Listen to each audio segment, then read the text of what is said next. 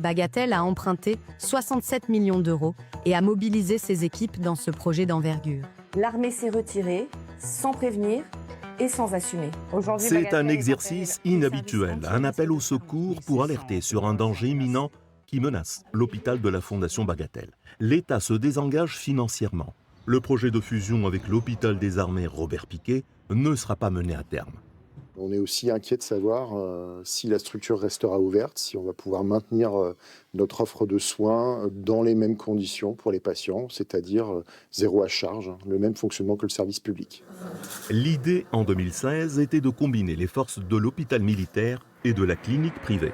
Un partenariat qui engage les deux parties avait été signé pour construire un nouvel hôpital sur le site de Bagatelle. Nous avons respecté tous nos engagements, nous avons pris tous les risques en avance de phase et nous sommes peu récompensés parce que l'abandon du ministère des Armées du partenariat à 50-50 pour ce nouvel hôpital nous met dans une situation économique catastrophique.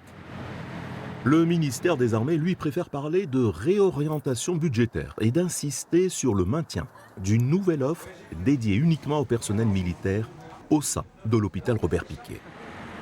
Et la construction d'un hôpital spécialisé des armées qui verra doubler en fait les capacités d'accueil des blessés militaires et des vétérans par rapport à ce qui était initialement prévu. La Fondation Bagatelle réclame aujourd'hui un minimum de participation de l'État de 24 millions. Le ministère des Armées, lui, en propose 3. L'arbitrage du Premier ministre est réclamé instamment, car sinon, c'est la cessation de paiement à la fin de l'année.